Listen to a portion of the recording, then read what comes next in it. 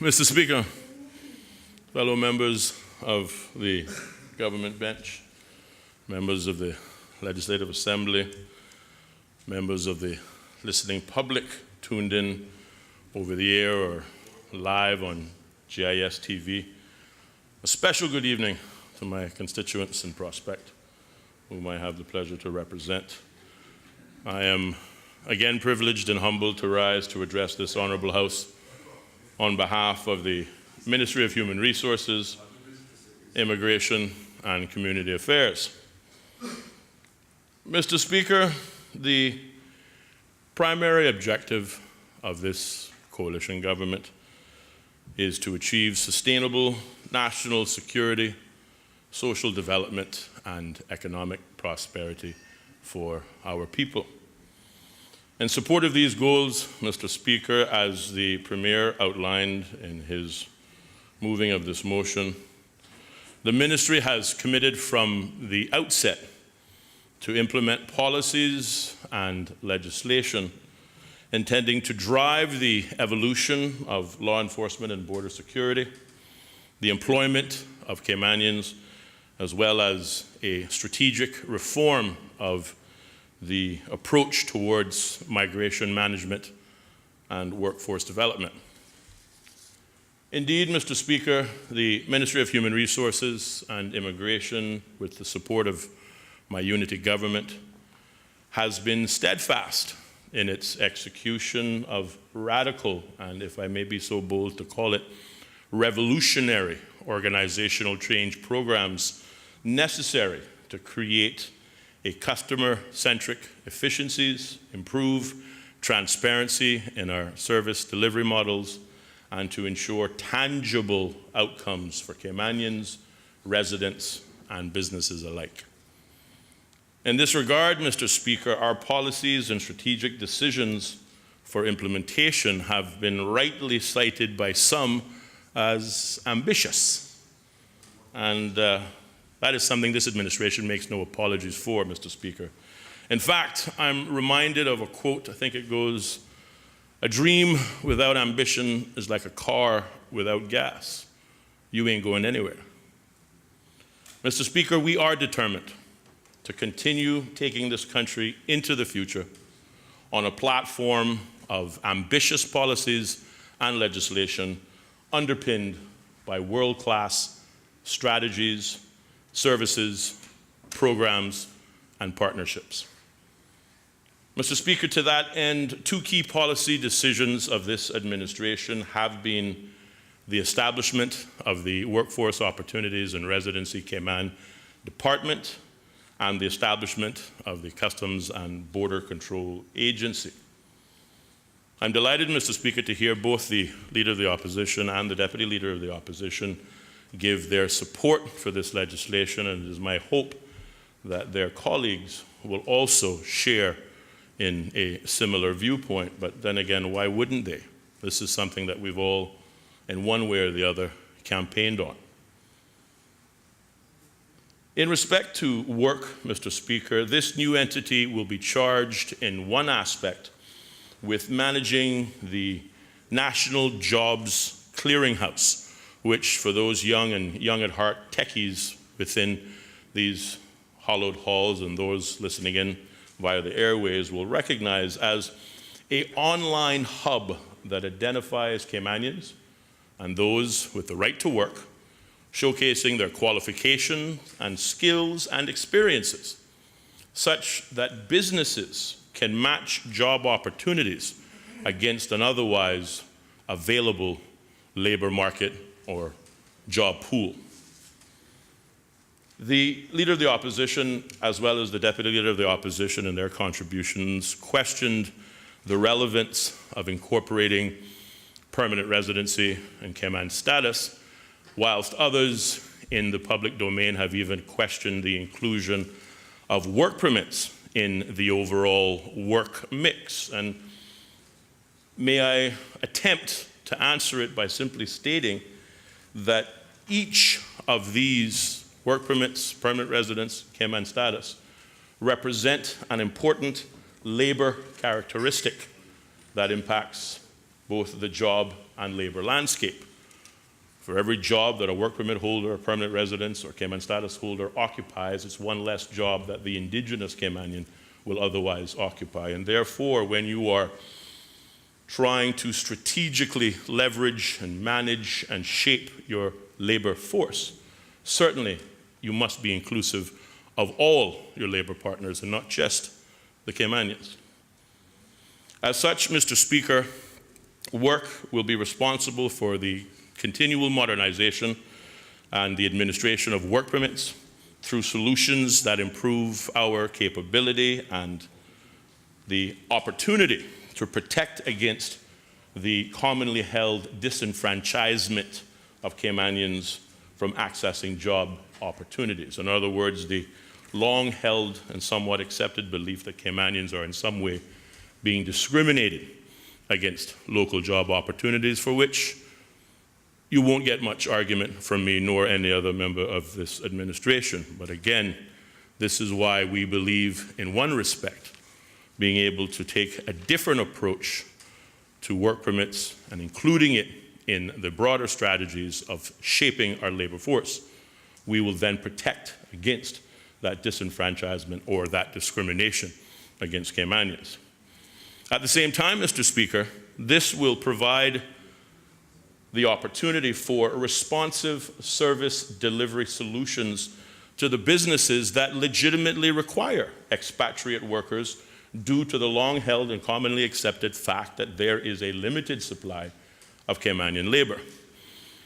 Moreover, it will allow us to provide these services and to approve these services at the speed of business versus the speed of sometimes that of a turtle, which businesses oftentimes complain about. Similarly, Mr. Speaker, as with work permits, the administration of applications for permanent residency and Caymanian status will be conducted by virtue of an efficient and secure online e-services platform.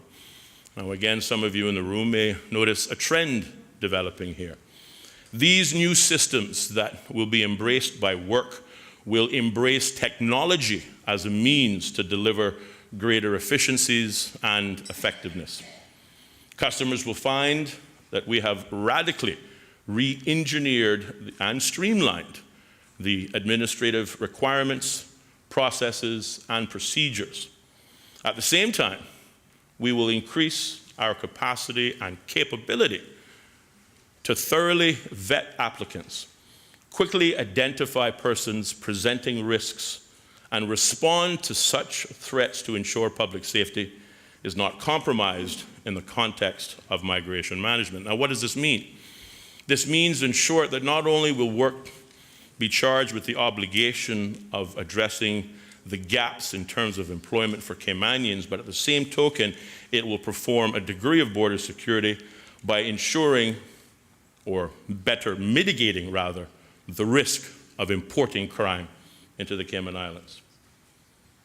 Mr. Speaker, work will develop strategic and operational solutions to generate and leverage labor market intelligence. Again, another big phrase. What does that mean, labor market intelligence? What are the jobs available? What are the jobs that are in high demand? What are the skills required to fulfill these jobs, and what are the skills gaps amongst Caymanians that are restricting them access to these jobs? We believe this function of the organization is vital in terms of supporting a healthy, well-functioning economy. This will also allow businesses, individuals, and training providers to make informed decisions and investments, as well as operational diversification, planning scholarships, what training programs to initiate both in-house and outside, as well as giving individuals the opportunity to better plan what their careers will look like from the onset. To date, Mr. Speaker, the Ministry of Human Resources and Immigration has recruited an interim director, many of you know, Ms. Sharon Rolston, who is steadily at the helm of this transition exercise.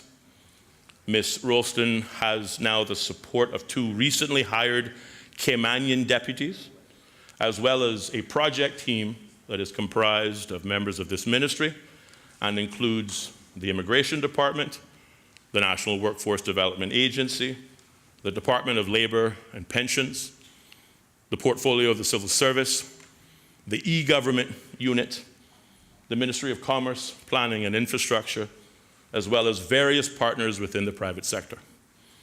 This holistic approach, we believe, Mr. Speaker, will support broad success in this important arena that previous administrations have tried to tackle with varying successes.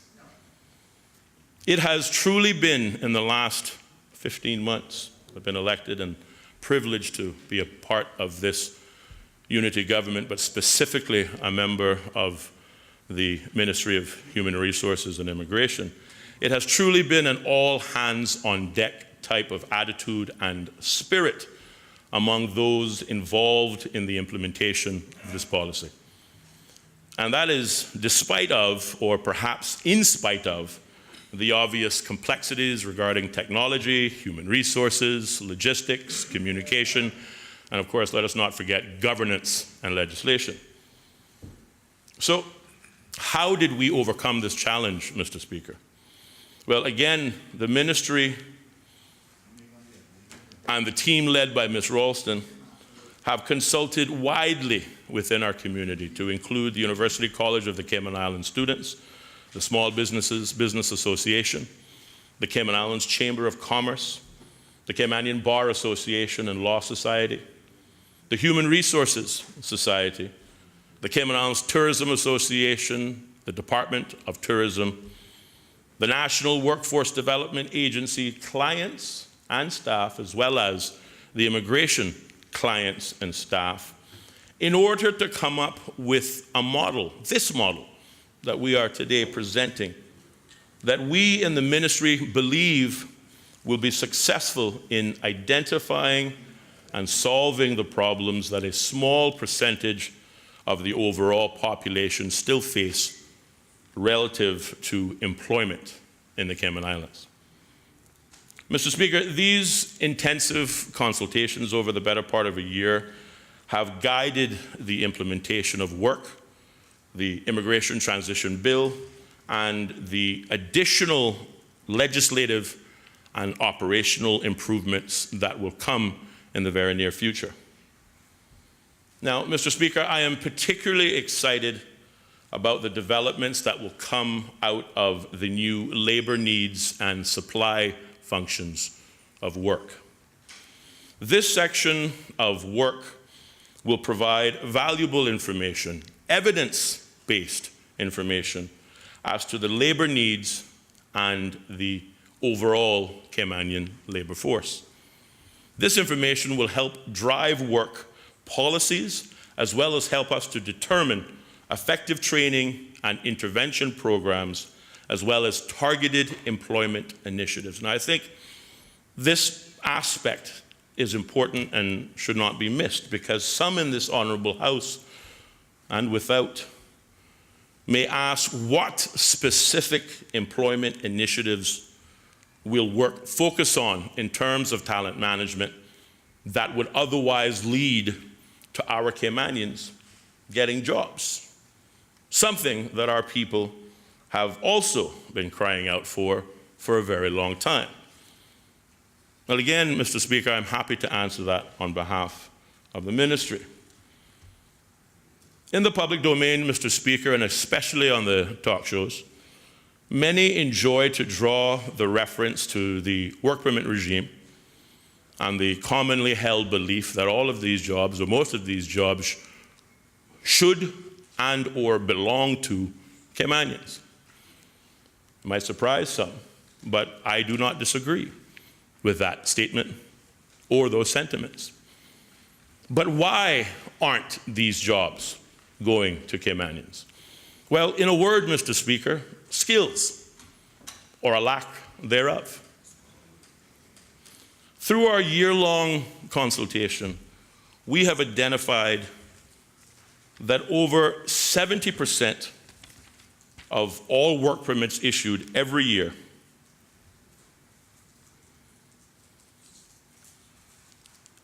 over 70% of the work permits issued every year are issued for jobs that Caymanians can do.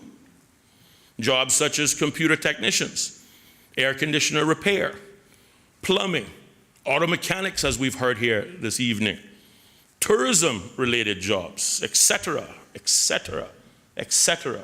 70% of the overall work permit issued in this country are in these areas. These are vocational jobs, Mr. Speaker, that require specific training. But at the end of that specific training, they offer persons the ability to occupy tangible careers. Careers that can not only open up pathways for employment, but also opportunities for entrepreneurship and, in other words, ownership.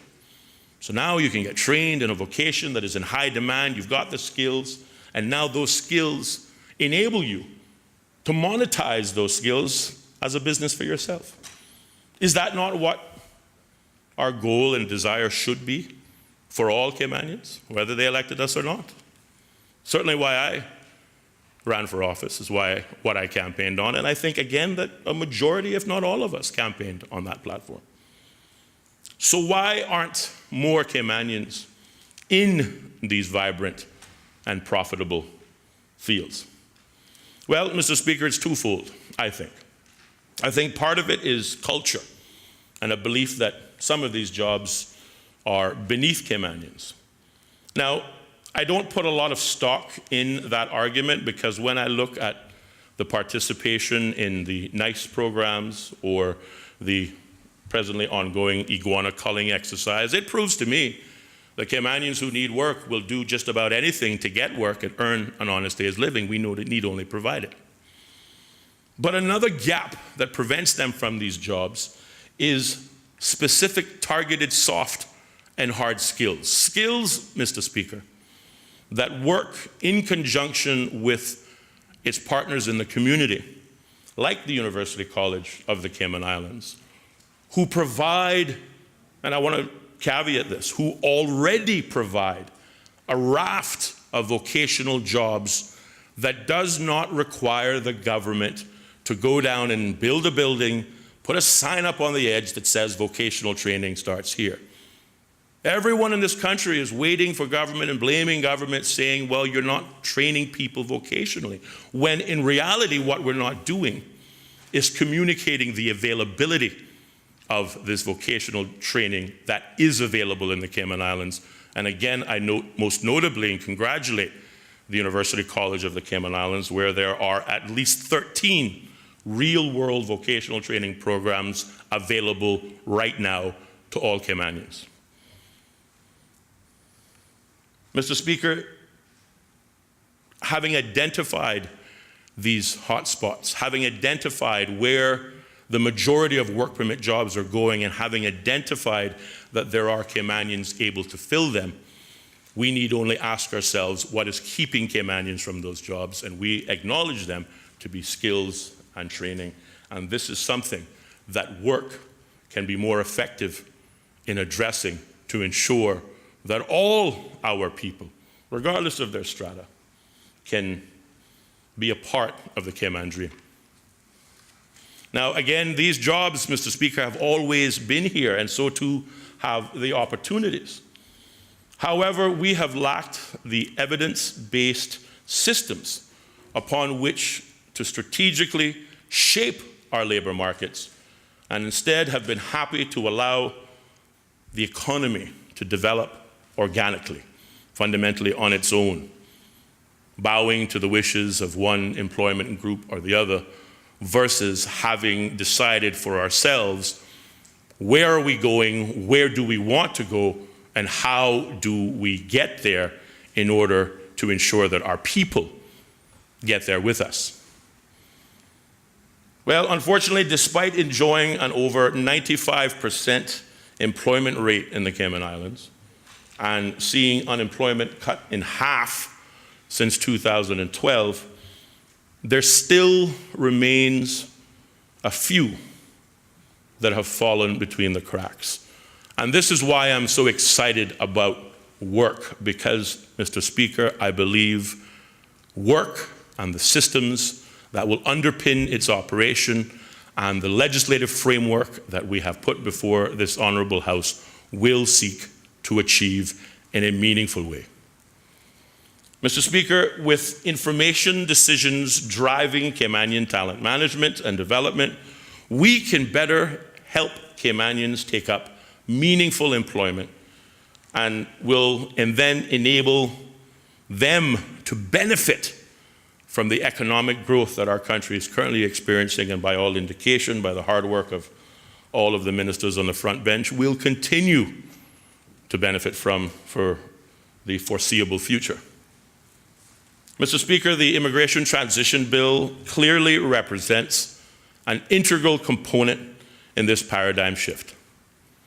It is, in fact, a necessary catalyst for the continued implementation of the policies and reforms underpinning and driven by the establishment of workforce opportunities, residency, Cayman.